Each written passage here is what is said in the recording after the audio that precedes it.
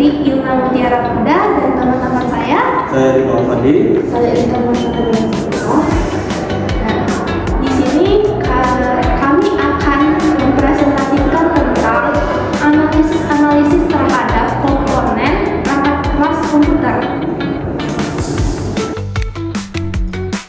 Saya Ilna Mutiara Muda akan menjelaskan analisis keseimbangan prosesor dan RAM dalam multitasking. Nah, prosesor dan RAM saling berhubungan dalam multitasking atau bekerja secara bersamaan. Nah, pertama kita ketahui dulu fungsi dari CPU dan RAM. Nah, CPU berfungsi sebagai otak dalam komputer. Nah, karena sebagai otak, dia mengatur dan menginstruksikan komputer agar tepat dan cepat. Nah, dan untuk RAM berfungsi untuk menyimpan program aktif atau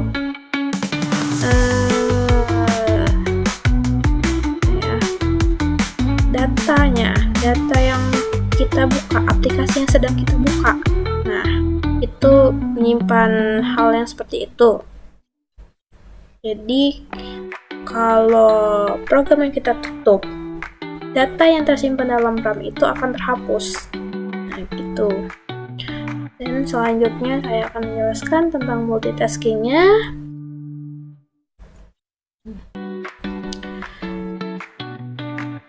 Apabila kita membuka software yang lumayan berat atau aplikasi yang lumayan berat, dan di komputer itu ada juga yang namanya aplikasi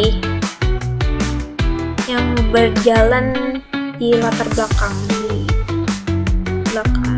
Nah, jadi agar komputernya berjalan dengan lancar, CPU dan RAM harus bekerja dengan seimbang agar ya itu tadi komputer bisa berjalan dengan lancar, tidak lemot,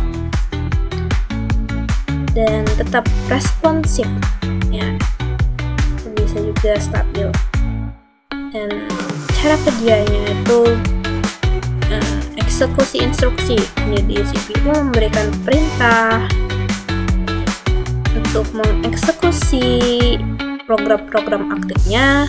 Dan yang kedua, penyimpanan sementara, yaitu RAM tadi. Dia menyimpan program aktifnya.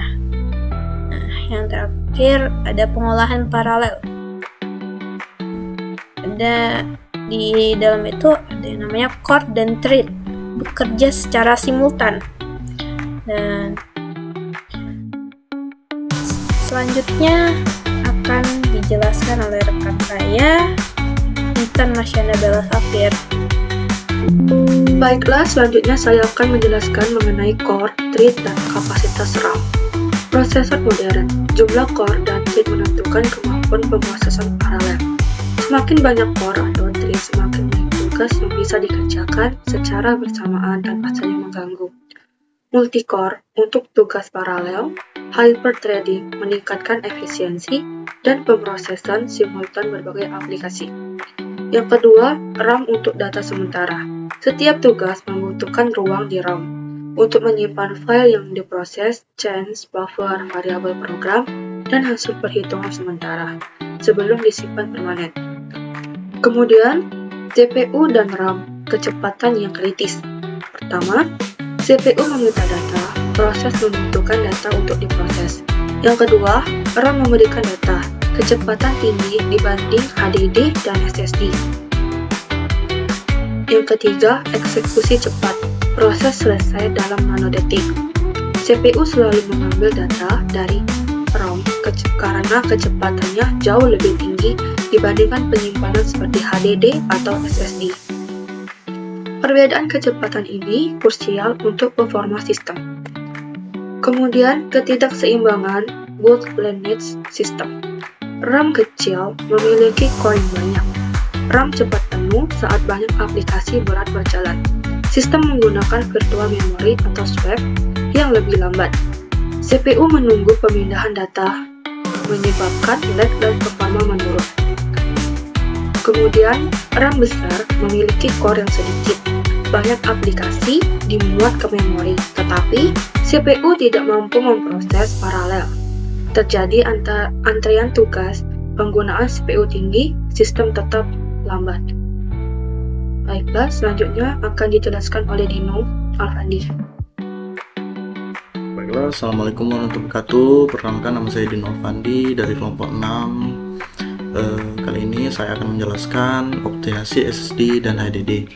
SSD untuk sistem operasi, untuk kecepatan baca, tulis tinggi, waktu akses sangat rendah, tidak ada komponen mekanik, dan akses data agak cepat. Sedangkan HDD untuk data statis, kapasitas besar, ekonomis, harga per gigabyte lebih murah, foto, video, arsip, akses tidak terus-menerus. Mengapa konfigurasi ini efisien? Kecepatan OS, booting cepat, program loading instan, sistem responsive saat mendukung. Efisiensi biayanya yaitu kapasitas besar HDD lebih murah, performa SSD untuk OS tanpa biaya berlebihan, keseimbangan optimal, performance tinggi untuk sistem operasi dengan kapasitas besar untuk data. Sistem operasi dan aplikasi paling sering diakses, booting, layanan belakang, membuka program, update, data statis seperti foto dan video tidak memerlukan kecepatan ekstrim setiap saat. Risiko PSU berkualitas rendah, tegangan tidak stabil, PSU murah tanpa standar menghasilkan tegangan tidak konsisten dan ripple tinggi, berpotensi merusak komponen.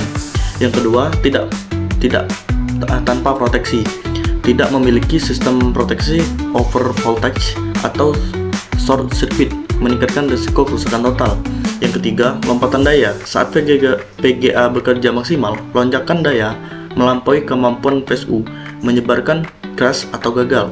Yang keempat, umur pendek. Suplai daya tidak konsisten, mempercepat keausan kapasitor dan meningkatkan panas internal.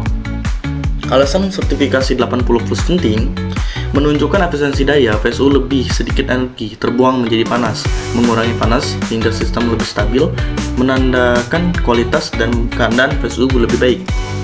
Manajemen thermal untuk performa tinggi, overclocking dan rendering, dampak overheating. CPU dan GPU bekerja pada beban tinggi dalam waktu lama, menghasilkan panas jauh lebih besar dari penggunaan normal. Overclocking sengaja meningkatkan frekuensi dan tegangan, kenaikan konsumsi daya dan produksi panas. Suhu melewati batas aman menyebabkan thermal throttling, penurunan performa otomatis, proses rendering melambat, sistem hang atau restart sendiri, dan memperpendek umur komponen. Peran desain casing dalam pendinginan, mengatur aliran udara airflow agar udara panas cepat keluar, menyediakan ventilasi dan ruang untuk kipas es, menata posisi komponen agar sirkulasi udara tidak terlambat. Hasilnya, suhu komponen tetap stabil.